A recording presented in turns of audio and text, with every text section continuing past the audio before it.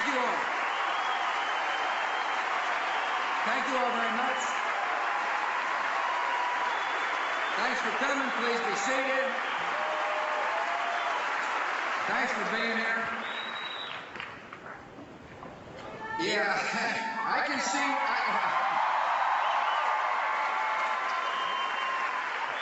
Did you say you love Laura? So do I. You stole my line. Thanks for coming. This is an amazing experience here. I see why my buddy Gatlin kind of finds that extra note when he stands out here and sings. It's a fantastic call. The last time Laura and I were here, we were honoring Mother and Dad for their 50th wedding anniversary.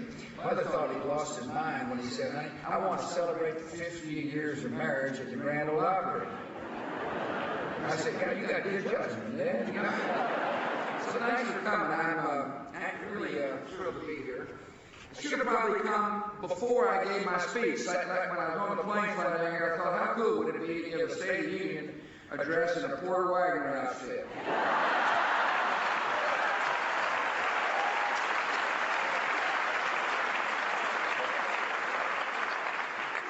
I do want to give you some of the thoughts behind what I said in my State of the Union. That's what I'm coming to do.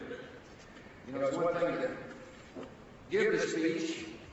I think it's important to come here to Nashville to tell people the reason why I said some of the things I said. I think it'll help you understand why I have made some of the decisions I have made.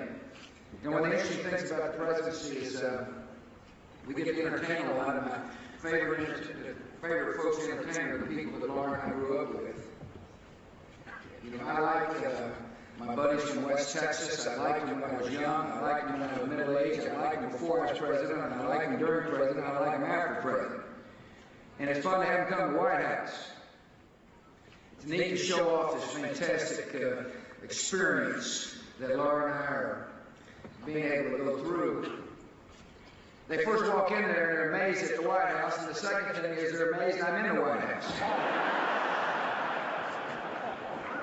I always say, what's it like to be President of the United States? And after I say it's just a huge honor, which it is, I say if I could give you the job description, it would be decision maker. I have to make a lot of decisions. And today what I'd like to do is share with you why I made decisions in the context of the State of the Union I gave last night. Before I do, I really am thrilled Laura's traveling with me. She's a great First Lady. She is...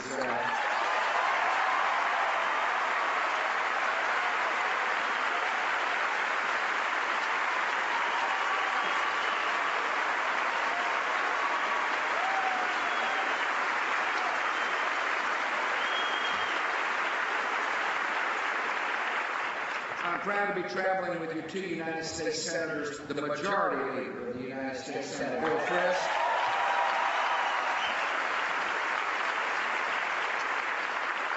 He's a good man, a good guy to deal with. He is doing a fantastic job of herding cats.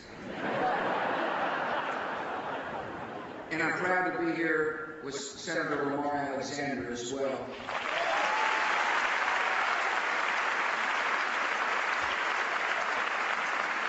A little later on, I'm going to talk about a key component of the competitive agenda, and that is to make sure folks are educated for the jobs of the 21st century. And I will tell you that Lamar had a lot to do with planning this in my mind. He's, as you know, made his fame here in Tennessee for being a great education governor.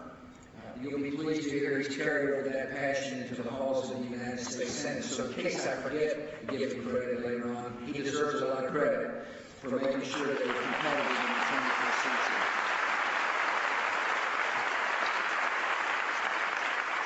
I appreciate the members of the State House who are here. Thanks for serving. Appreciate those in the local government who are here. I understand the mayor's here.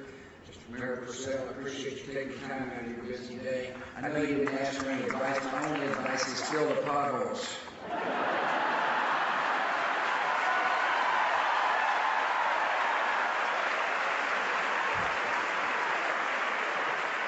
Works every time, Mayor. I want to thank the good folks here at Gaylord Entertainment for letting me come by and just explain some things to the people of Tennessee. This is such a fantastic facility. I had been here before my mother and dad's 50th wedding anniversary when I was happened to be involved in the baseball business. I can remember the winter meetings we held here. And we're still looking for two of our guys that work for us. They got lost in one of the 14 lobbies in this fantastic facility. It's a wonderful place. I want to thank those of you who wear our nation's uniform who have joined us today.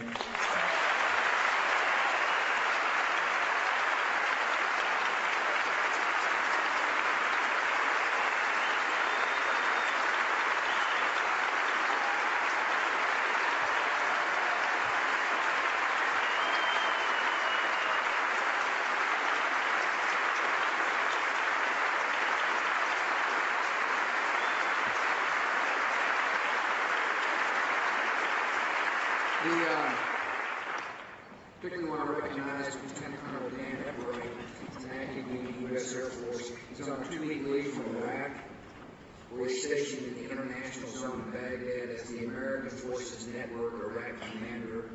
He's in his 20th year of active duty. I don't know what Colonel Epler is, but wherever you are, thanks for serving. Welcome back. All right. Thank you, man. Is that your wife? I knew exactly where I was, I just forgot. And I'm proud that his wife is with him. Yesterday I said something I really mean. As we give praise to our troops who wear the uniform, we must also remember to give praise to the military families who support the troops.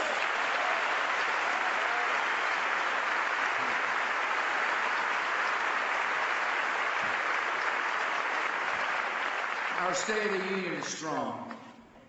I say that because America is working hard to protect ourselves. We're spreading freedom. Our economy is vigorous and strong as well. But there's some uncertainty in people's minds. People are uncertain in spite of our strong union because of war. And I understand that. I mean, it is, my job is as much educator-in-chief as it is commander-in-chief. And during times of uncertainty, it's important for me to do what I'm doing today, which is explain the path to victory, to do the best I can to articulate my optimism about the future. But I understand there's an anxiety about a time of war. That's natural, it seems like to me.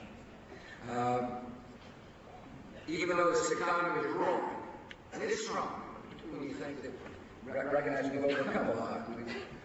This year alone, we've overcome higher energy prices and natural disasters, and yet we really are the envy of the world. Our economy is the envy of the world. And yet people are changing jobs a lot. And there's competition from India and China, which creates some uncertainty. My worry is that people see that uncertainty and decide to adopt isolationist policies or protectionist policies.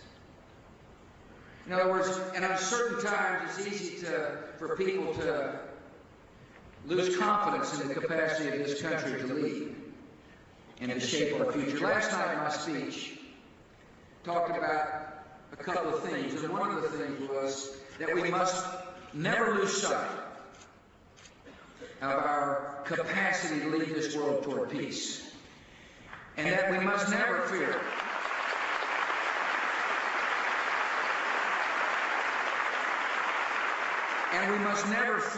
competition. But on the other hand, we've got to put solid policy in place to make sure that we can compete. First, let me talk about foreign policy and why I'm concerned about isolationism. We're at war. A lot of my thinking in the speech I gave last night, and speeches that I have been given, is based upon my understanding that we're at war. On September 11, 2001, I vowed to the American people that we would not rest and tire in order to protect us. And I have never forgotten that vow. As a matter of fact, every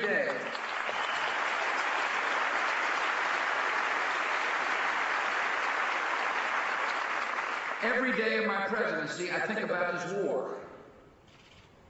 That's what you got to understand. And so when you hear me give a speech and talk about the dangers to America, they are real, not imagined. You know, some would like us to look at the world the way we would hope it would be. My job as your president is to look at the world the way it is. And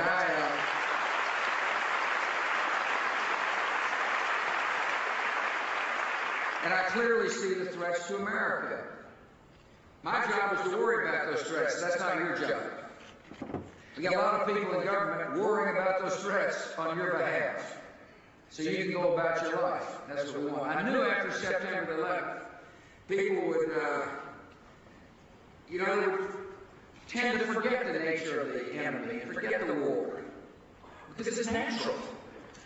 Who wants to live all your day worried about the next attack? That's my job, to worry about the attack. It's the job of the intelligence community and our military and law enforcement. That's what you pay us to do. But I also recognize that if we ever get weary or tired or uncertain and withdraw within our boundaries, the enemy's not going away. The enemy is the bunch of cold-blooded killers that have taken a great religion, taken parts of a great religion and converted it into an ideology that they perverted a great religion. And they have an ideology. We've been through ideological struggles in the past. We've had an ideological struggle against fascism and communism, and we're in that same kind of struggle now. That's what's important for the American people to understand. They have ambition. They want to spread their totalitarian empire. People say, what do you mean by that? Well, I said, the best thing to think about is what life was like in Afghanistan for the Taliban, under the Taliban, for the people under the Taliban. It's a life where young girls couldn't get an education. Think about it. You talk about a dark vision of the future. It's a life where if you didn't agree with their view of religion, you were punished. It's a life in which freedom of expression was not encouraged. It was a dim view of the world. That's what these people think like. They have stated clearly their desire to hurt us. And we've got to take what they say seriously. When the enemy says something, an enemy which attacked us brutally on September the 11th, I would hope you would want the people in government to take their words seriously, which I do. They have said they want to drive us out of Iraq. They have said they want weapons of mass destruction. In other words, they've got an ideology that they want to spread. And they want us to retreat. That's what they have openly stated. And that's why it's essential that we remain active in the world and keep the lead for peace. We have the duty to protect the American people. And so our strategy is to never give in. And never be, and never...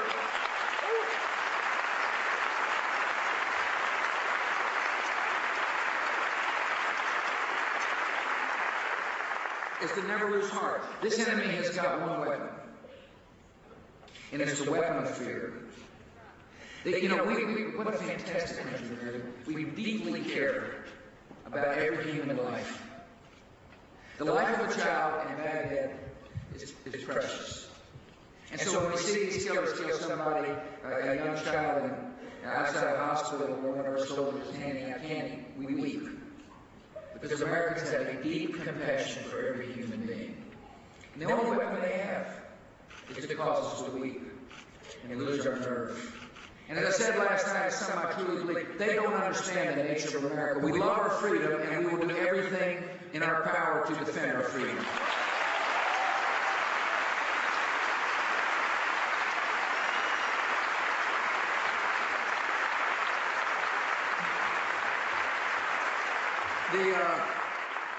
So we're on the hunt for Al-Qaeda, and we're going to stay on the hunt, and we will bring them to justice. No doubt in my mind, we are bringing them to justice. We're making great progress in dismantling Al-Qaeda. And the others who hide won't be able to hide long enough.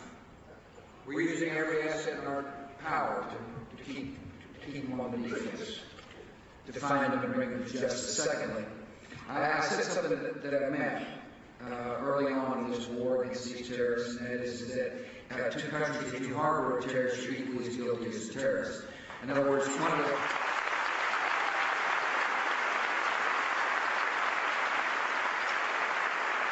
because I understand that these terrorist networks need safe haven in order to plan and plot.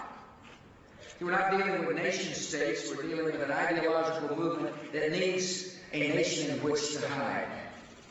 And so we made it clear that if you're complicit with the murders, you're just as guilty as the murders themselves. And that's why we took the action in Afghanistan. We gave the Taliban an opportunity to get rid of al-Qaeda. They chose not to, and we acted.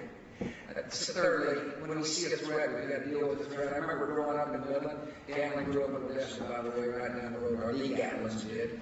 It's, I was white collar and blue collar. Anyway, I'm president, he's a singer. Anyway,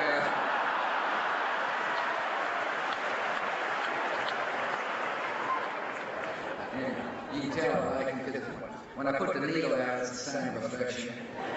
Just don't give him the mic. Anyway, it's when we grew up, oceans protected us. Seemed like, felt pretty safe and secure from an attack on American soil. We were concerned about a nuclear threat, but nevertheless we felt secure because we were isolated from threats, it seemed like. September 11th changed my way of thinking. Changed my way of thinking on a lot of things, and one way it changed is that when we see a threat, we've got to deal with it. We can't hope for the best. One of the lessons of September 11th is threats should not be allowed to fully materialize, otherwise it will cause harm to the American people. I saw a threat in Iraq. The world saw a threat in Iraq. We gave Saddam Hussein a chance to deal with the world in good faith by honoring the United Nations Security Council resolutions. He chose. It was his choice. He chose to defy the resolutions, and so we took action. The world is safer, and America is more secure without Saddam Hussein in power.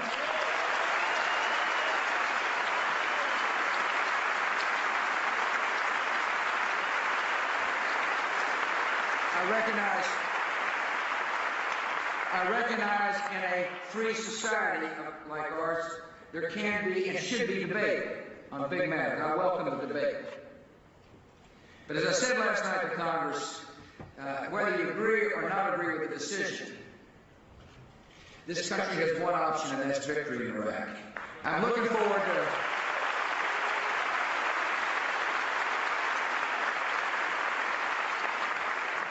I say that because the enemy has said they want to drive us out of Iraq and use it as safe haven. We've got to take the word seriously of those who want to do us harm. I want to describe right quick our plans toward victory in Iraq. First of all, anytime we put our troops in harm's way, we got to go in with victory in mind. And the victory is for Iraq to be a democracy that can sustain itself and govern itself and defend itself. A country which will be an ally in the war on terror. A country which will deny safe haven to the al-Qaeda. And a country which will serve as a powerful example of liberty and freedom in a part of the world that is desperate for liberty and freedom. The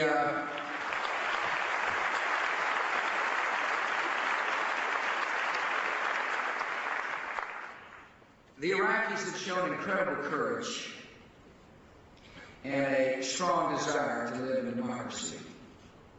If you really think about last year, the year 2005, the progress toward democracy was remarkable.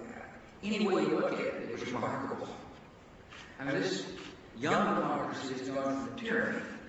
It looks like a brutal dictator that killed or had killed thousands of people, to a country which had a transitional government and election, to a country which wrote a progressive constitution for the Middle East and had that constitution ratified, to a country in which 11 million people voted in elections last December. You see, one of the things that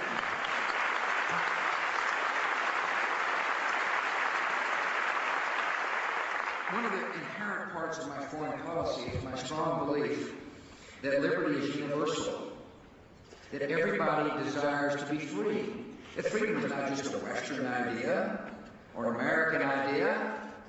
Freedom is lodged in the soul of every person. Let me put it another way to you. I believe there's an Almighty, and I believe the Almighty's gift is freedom to every single person in this world.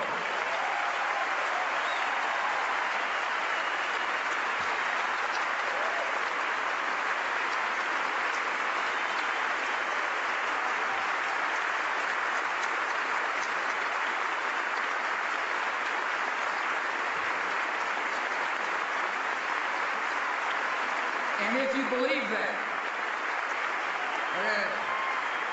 I'm just getting wound up here. I told Laura I'd try to keep it under a couple of hours. If you believe that freedom is universal, then it shouldn't surprise you that 11 million people, more or less, went to the polls. People want to be free, and the Iraqis are showing the world that. Secondly, we've got to make sure their economy is able to function as good as possible so that people see the benefits of democracy. It's one thing to have elections. It's another thing for people to say, democracy is good for me.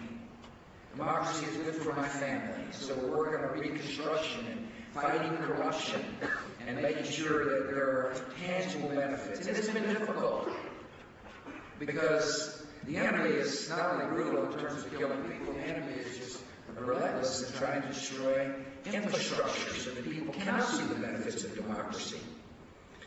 And the third aspect is one that I know is dear to the hearts of many people is, how long will we be in Iraq? And the answer is this, the security aspect. And that is that if people want to be free, and if 11 million people choose to vote, the question in people's minds is there a willingness for the Iraqis to defend their own freedom? And I will tell you the answer we have seen, our commanders on the ground have seen is absolutely. Absolutely. There is a great bravery amongst these Iraqi soldiers. Our job is to convert their desire to protect their new democracy into effective forces, and that's what we're doing. We've changed our training patterns. When we first got in there, one of the things I talked about over the Christmas season, the holiday season, prior to the holiday season, was that we've adjusted. That's what happens. We see things and we change. We've done things differently. When we first went in there, we helped train an army for an external threat.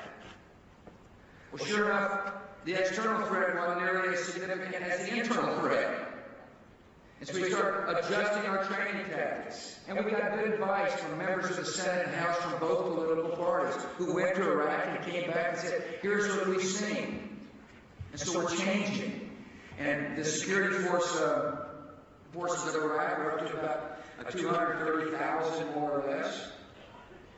But the question is not just numbers. I first asked about numbers. You read about these suiciders knocking people off that were trying to stand these recruiting stations. And so the question is, are you able to get recruits? If it's dangerous to sign up, are you able to sign people up? And the answer is absolutely. People wanted to serve the Iraqi military, which is a good sign about whether or not we're succeeding in our mission in training folks to defend their freedom. If they're willing to sign up in the face of suiciders, it says something about their desire to protect their country. The second question is, can they do the job? Are we training them well enough so they can take the fight on their own? And the elections was an interesting example where the Iraqis were in the lead, and the violence in the last election was significantly lower than the violence in the first election. Today by video, I met not only in a room with my national security team, but we had the ambassador and General Casey from Baghdad. And it's interesting to be able to communicate with your commanders on the ground in real time. And the reason I bring that up is that they are constantly updating the national security team and me about the effectiveness of these troops and how much territory we're turning over to the Iraqi troops. What I have told the American people is, as the Iraqis stand up, we will stand down. As the Iraqis are capable of taking the fight to the enemy, we will reduce our troop levels. We have 2 less brigades there than we thought. In other words, the troops that are being trained, the troops that we're training are more effective, more capable of taking the fight to the enemy. The commanders on the ground say we need less American presence. Now, I'm going to talk to you some about timetables and withdrawals and all that business. It is a mistake to have a definitive timetable of withdrawal because the enemy will react, the Iraqis will react, and it's not fair to our men and women who wear the uniform.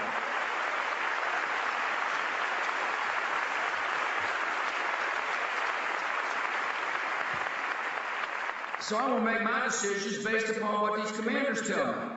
That's what you expect of the commander-in-chief. My job is to set the strategy. I just told you what victory is all about. We've defined victory.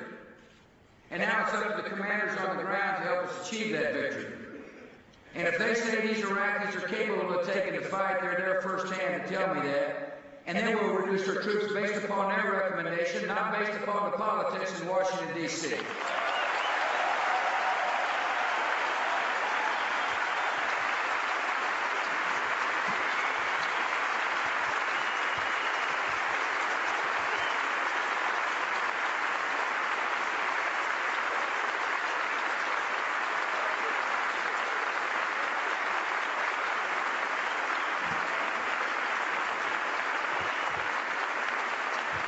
Another reason, no, you can't be isolationist and win the war on terror. And we can't be isolationist either because it would prevent us from doing our duty around the world. To not only make this world a place where terrorists have trouble recruiting, but to live to that admonition to whom much is given, much is required. Effective foreign policy recognizes that we can help change conditions on the ground to make life better for future generations of Americans. And I believe that helping defeat HIV/AIDS on the continent of Africa is not only reflects the great compassion of America, but it will improve lives for generations of Americans to come. I believe defeating hopelessness and despair and helping others defeat poverty is in our national interest. I also know it reflects the deep character of the American people. If this country were to become isolationist and withdraw and say we don't care about conditions of life elsewhere, we're not only ceding the ground to terrorists, we're not doing our duty as a compassionate nation. Do you realize we feed a lot of the hungry in the world, and I'm proud of that record, that we're providing incredibly important, life-saving antiretroviral drugs to help defeat HIV/AIDS on the continent of Africa. There's a pandemic sweeping that continent, and the United States of America is leading the world in helping save lives. Do you realize that when the tsunami hit earlier this past year, it was the United States military that moved in and provided immediate help and aid and comfort and organization. Our choppers were flying rescue missions in Pakistan after the devastating earthquake. In my judgment, an active foreign policy, one that aids the suffering and helps the poor, is one that is in the interest of the United States of America, both short-term and long-term.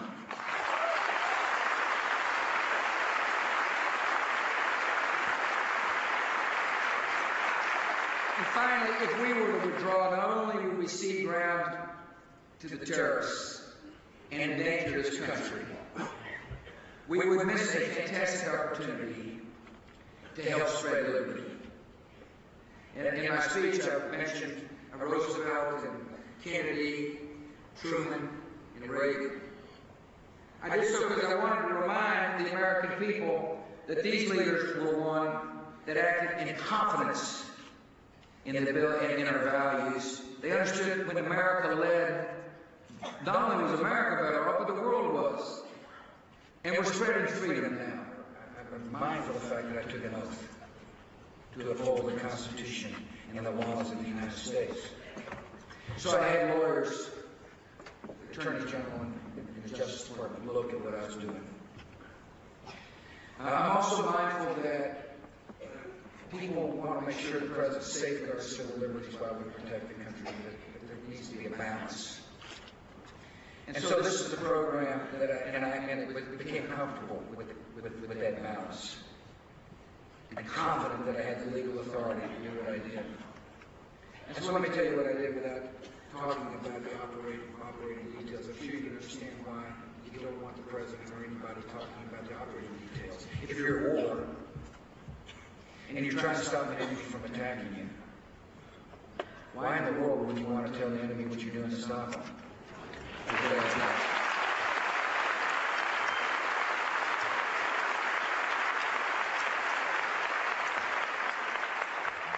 So I've authorized NSA to listen to a phone call from outside the United States in or inside the United States out. In other words, this is not a program where we're listening to phone calls inside the United States. One of the people making the call has to be Al-Qaeda, suspected Al-Qaeda and or affiliate. This is the program in which we have briefed key members of the Congress a lot of times. It is constantly reviewed by a legal team, constantly reviewed. It is constantly reviewed inside NSA by a legal team. We are safeguarding your liberties.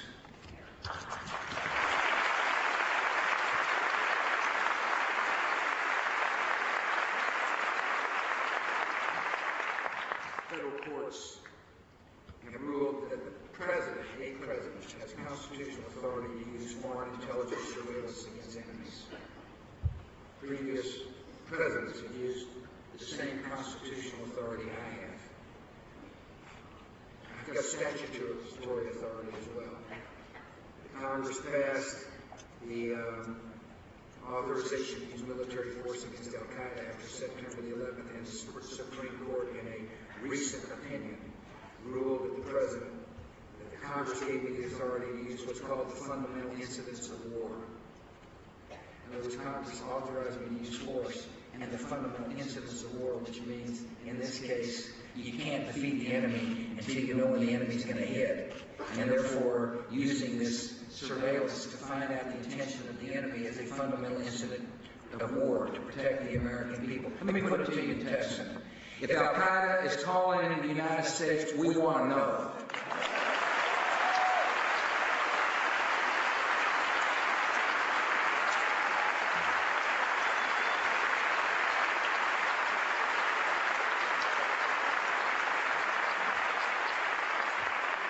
Here's the challenge at home.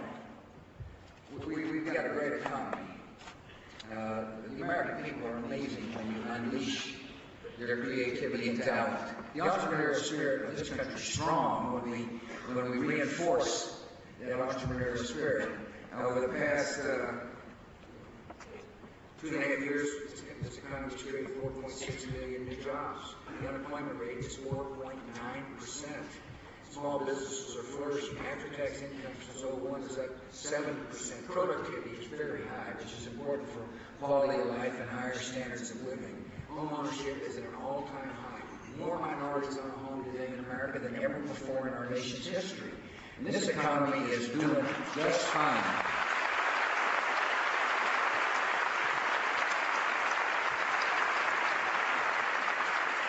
But the question is, how do we stay competitive?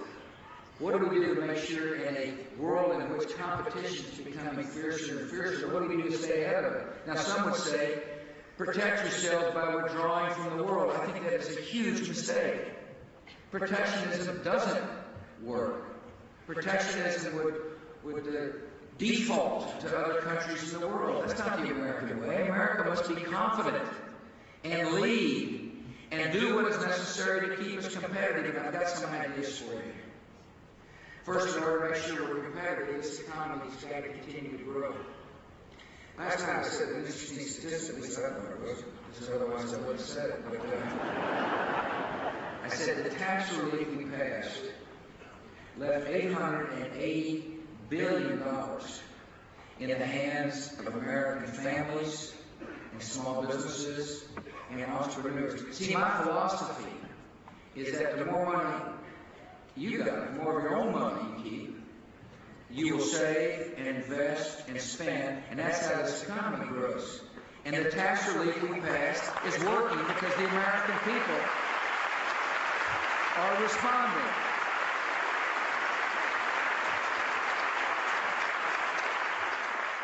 And so how do we make sure that we have economic vitality and growth?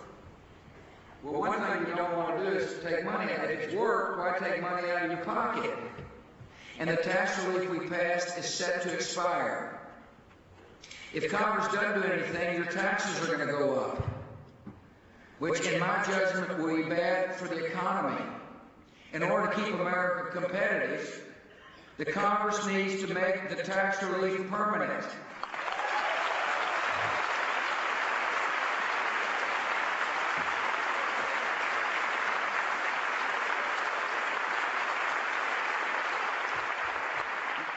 You'll hear folks say, well, we got to run up your taxes in order to balance the budget. That's not the way it works in Washington. They're going to raise your taxes so they can find new ways to spend your money. That's how it works.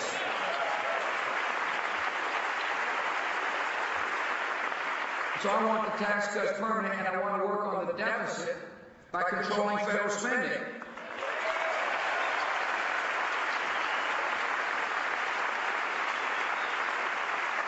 We can meet priorities. We can meet priorities. See, you got to set priorities in order to meet priorities. So long as we've got kids in harm's way, a priority will be to make sure our troops have what's necessary to do their job.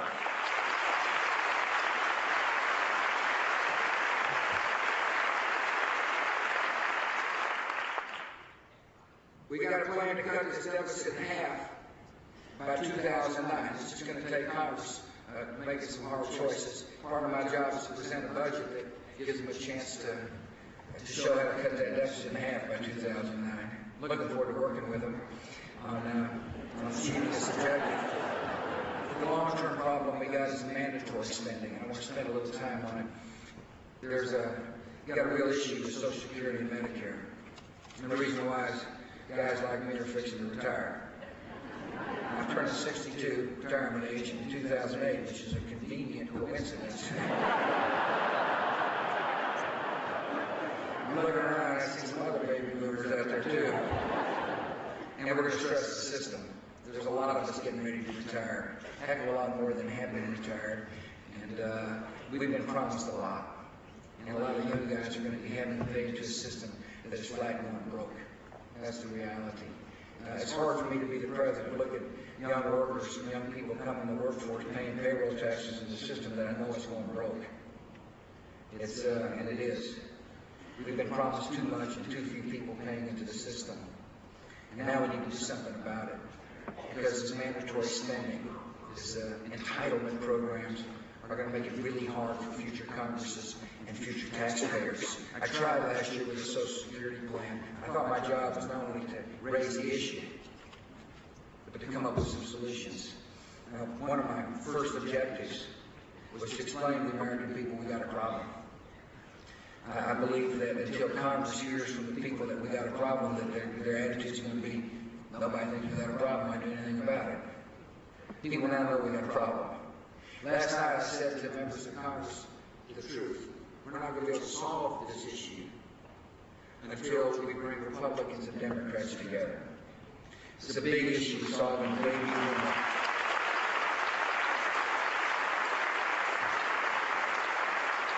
We can get the job done. We don't have to cut benefits. We just got to slow them down so that the next generation can afford them. You realize my benefits, your benefits grow faster than the rate of inflation? I mean, there's ways to make it work, but it's going to require a new attitude in Washington, D.C. There's too much politics up there. There's too much zero-sum. I want the Democrats in Capitol Hill to hear loud and clear. I want a bipartisan solution on mandatory and entitlement spending for the sake of future generations of Americans.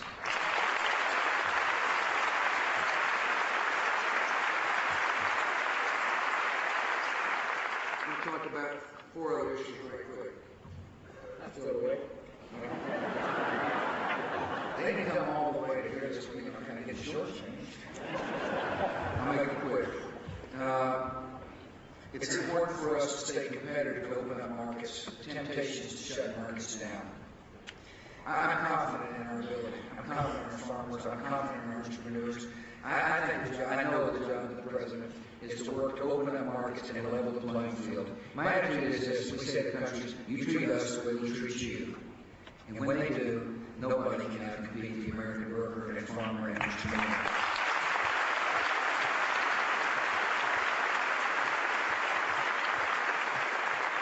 A big issue is immigration. It's important for us to get this issue solved so that we can be competitive as we go out into the 21st century. First of all, the obligation of the federal government is to enforce their borders. Is to make sure that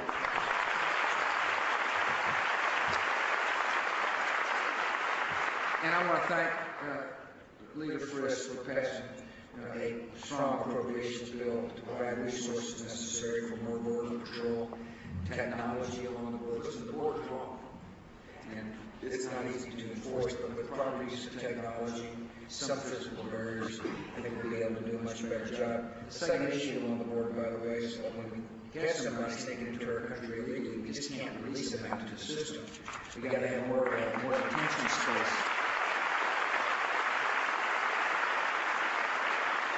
Got to have more detention space so that people, it used to be that they had a lot of the folks that say, all right, check back in with your immigration judge here in 45 days. You guys say, yeah, you bet. See you later. So we're changing that along the border. I do want to talk about the border issue. A lot of people here in America have come to do jobs Americans won't do. And they're here because they can make money for their families. I used to tell people in Texas that family values didn't stop at the Rio Grande River. If you're a mother or dad and you want to put food on the table for your children and you had a choice between $5 and $50, you'd head for $50 if you could. I believe a very significant part of enforcing our border, making it easier for the Border Patrol to do the job, is to end this system that encourages smuggling and pressure on the border by people sneaking across and saying, if there's somebody that's willing to do a job an American would do, let's give them a foolproof pass so they can be here on a temporary basis. Now, I'm against amnesty, and the reason I am is I believe if you grant amnesty to people that are here, it will cause another wave of people who want to come. But I am for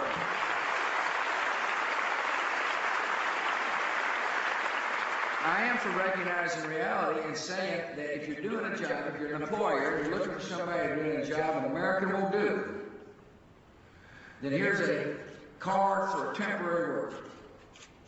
That's a humane way to treat the issue. I can't stand a system that has caused people to get stuck in the back of 18-wheelers and they drive across the desert.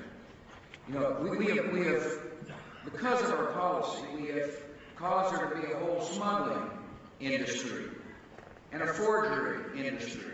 If you're out there working and somebody shows up and you can't find somebody to find work and it show me your card, you don't know whether it's real or not real. There's people forging cards in order to help these people find work. We got Border Patrol agents chasing people, getting smuggled across the border to do work. If you're able to have a rational plan on a temporary worker basis, it doesn't seem like me that I have to try to sneak across the border, or Border Patrol being able to do a better job on drugs and terrorists and guns that are trying to be snuck in and out of this country. Immigration is an important issue, and I'm looking forward to working with Congress to get a job done on behalf of the American people. I want to talk about health care right quick. The job of the federal government is to take care of the elderly and the poor. We're rolling out a Medicare plan that's going to make medicine for our seniors modern, up-to-date, and work well. It's a really important reform. Listen, if you say we're going to provide medicine for our seniors, you need to provide the best medicine possible for our seniors. And that means including prescription drug coverage for the seniors. And that's what's happening. We got millions of people are signing up for this program. We've been in it for about 4 weeks. We're going to correct problems. Most of the people signing up will find out it's a good deal. I urge seniors to look at this program carefully and sign up. We also have an obligation to the poor, which we're taking care of in Medicaid. But I want to give you another way of dealing with medicine other than having the federal government run it all. which I'm ultimately opposed to. I think one, we ought to have policies that encourage the doctor-patient relationship, strengthen that relationship. Secondly, we got to be wise about how we help control costs. One way to control costs is to spread information technology out throughout the healthcare field. Let me put it to you this way. Healthcare is kind of lagging behind when it comes to using modern technology. Think about it. You got docs still writing out those files, and they hand that file to you and say, take it down the hall. You're moving paper still in a paperless world. The problem is, not only are you moving paper, but doctors can't write in the first place.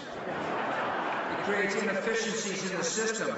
There are too many medical errors. By spreading information technology, which Bill Frisk and I went to a hospital, I think it's here in Nashville, where they've got a modern information technology system being put in place. They're going to save 20 to 30% on healthcare costs. It's a rational way of helping control healthcare without the federal government getting in your business. I'm for allowing small businesses. I'm for allowing small businesses to pool risk across jurisdictional boundaries so they have the opportunity of buying health care at the same discount big businesses get.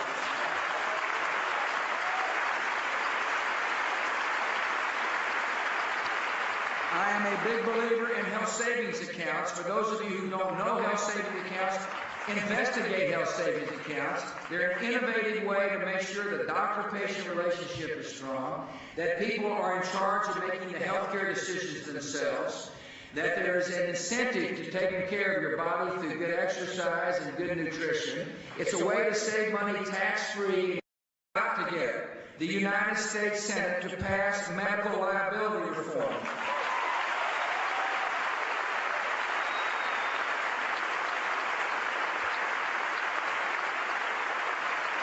You don't have to worry about Frisk.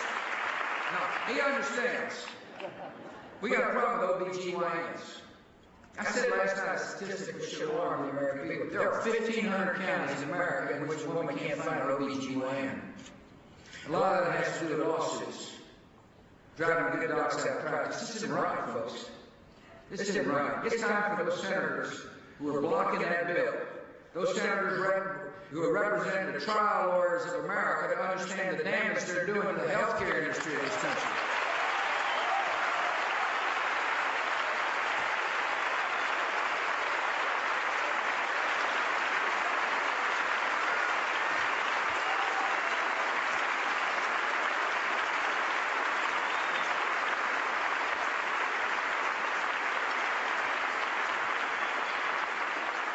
I'm just getting warmed up. In order to stay competitive, America must end its dependence on oil.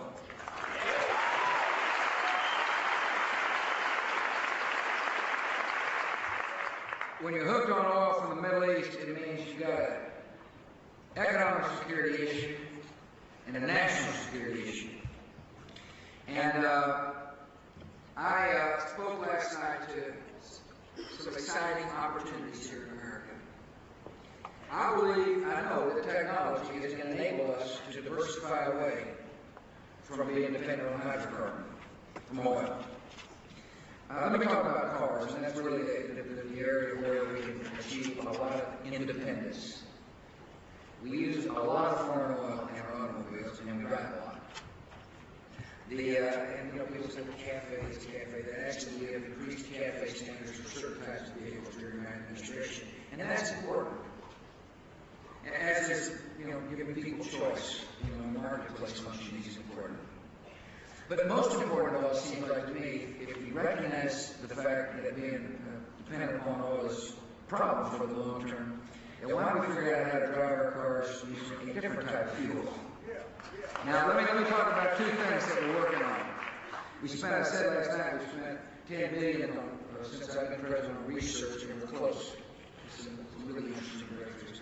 One such breakthrough is advanced batteries, which will make the hybrid car or the electric car much more affordable and much more suitable to the consumer demands. You don't want your battery running out halfway between here and somewhere else. But I do want to talk about ethanol right quick. We make an ethanol out of corn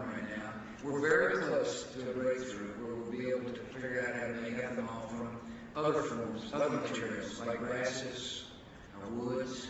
Now think about that. All of a sudden, maybe we may be in the energy business, by being able to grow grass on a ranch and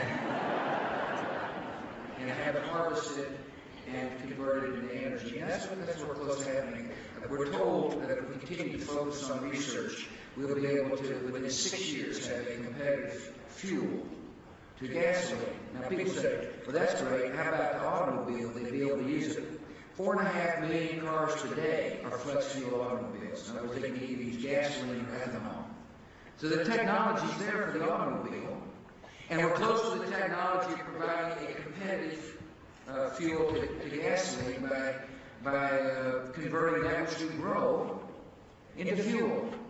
It's coming. It's an exciting time. I can't wait to work with Congress to continue promoting this kind of research so that someday we're no longer dependent on Middle Eastern oil. That people say, well, why can't, once you get the fuel, why can't you just convert your fleet instantly? We've got 200 million cars out there. It takes a while for new automobiles to become the main, the dominant part of the automobile fleet. But what I'm telling you is that we're close to some breakthroughs. These are exciting times. Technology is going to help keep this country competitive. But the thing that's going to keep the country most competitive is making sure our workforce has got the skills to compete. This is a dynamic world.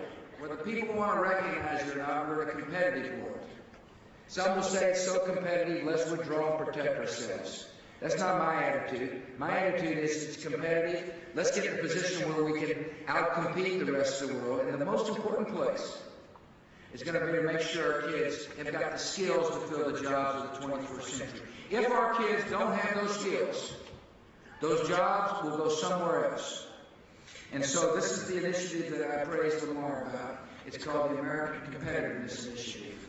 It basically says that we're going to focus on research, both in the public and private sector, to make sure that the technologies and skill base of our science and engineering community leads the world. It also recognizes that we've got to make sure our children have got math and science skills. By the way, that starts with making sure children can read. One of Laura's most important initiatives, inherent in the No Child Left Behind Act, is the absolute demand by our government that schools teach every single child how to read by 4th grade or 3rd grade and remain at grade level throughout their entire public school career.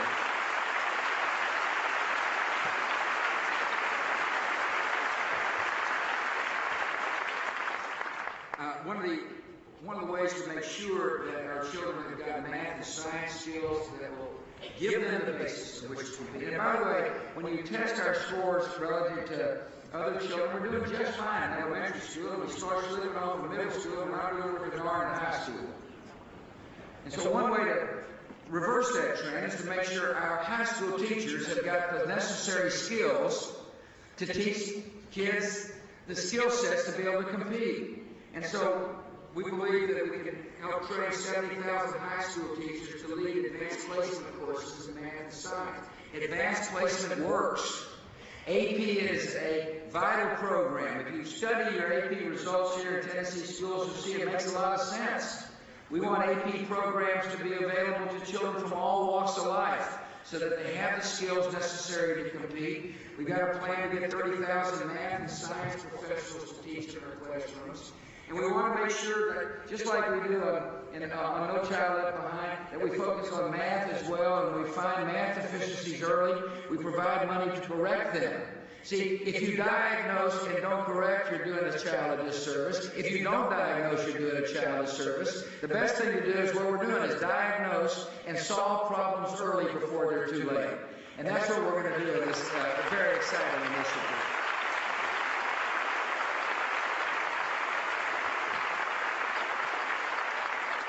A couple other things I want to talk about. What I just told you is how to stay competitive. We have a choice. We can withdraw and say, okay, y'all go do your thing, we'll just protect ourselves inside America, or we can compete. And I just laid out an agenda for America to lead. I believe that the way you enhance prosperity for the American people is you shape your own destiny. And America has been a leader and will continue to be a leader in the world economy.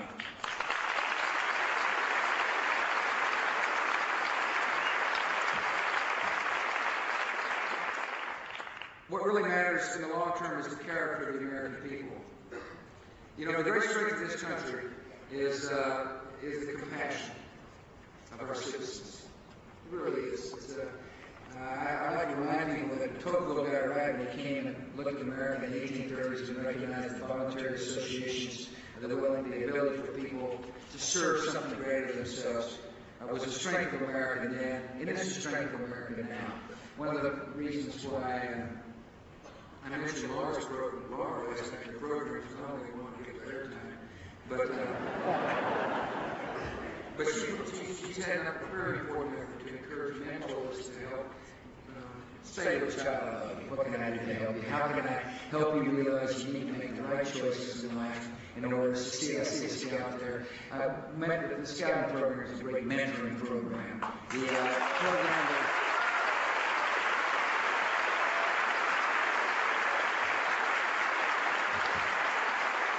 but there are all kinds of ways you can help. All kinds of ways you can help. Get involved with people's lives. Last night, we honored some folks by putting them in a box there during the stadium. I guess it's sit there and listen to one guy for an hour. Over there. And one of those young guys that was volunteering down there for those affected by the hurricanes. You know, one of the things about the hurricane, we're going to make sure that we analyze the response. And as I said, we just didn't do as good a job as we should have, and all levels of government. As the head of the federal government, I take responsibility for that. But, you know, having said that, the response of the American people to these hurricanes was unbelievable. I mean, people were uprooted out of their homes. They were wandering out there, wondering whether or not anybody cared, and thousands of our fellow citizens had open arms and said, I care about you. How can I help you? It was a remarkable thing to watch. It's reconfirmed my great faith in the American people. The government's got a role. As I mentioned last night, we committed $85 billion to help the people get on their feet down there. We won't stay with them. We'll help them. And the American people are helping them as well. Another thing I talked about last night to make sure that our country is hopeful and spirits are up is that when you look at Washington, you've got to be assured that people are holding the integrity that you expect them to. I look forward to working with Congress on ethics reform. I mean, we have a solemn duty and an obligation to say to the American people that we will uphold the honor of the offices to which we have been elected. I do want to say something about judges. I want to thank both senators here for voting to confirm a good man. Laura and I are going to, if I can ever stop speaking here, we're going to go back and have a swearing-in ceremony for Judge Sam Alito. I'm going to keep...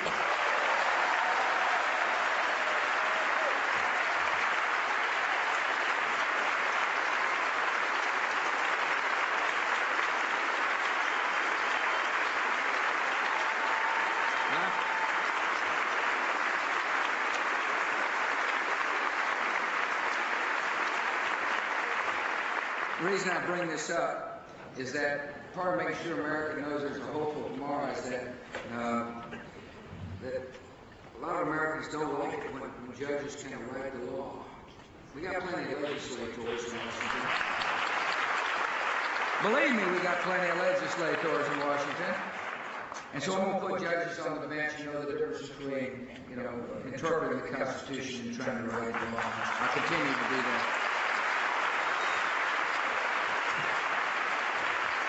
And so that's what's on my mind. And it took me an hour to tell you. I hope you get this sense of my optimism about the country. You know, I told you mine is a decision-making job. I first learned that when the guy called me. I was getting ready to give my inaugural address right before swearing in the first term. And the guy called me and said, "What color rug do you want?" I said, "Man, in the Oval Office." I said, "This is a decision-making job." Second thing about decision-making is you got to know when it's time to delegate. So, not knowing much about rug designing, I said, "Laura, give me a hand." And the third thing about my job is you got to set a strategic vision.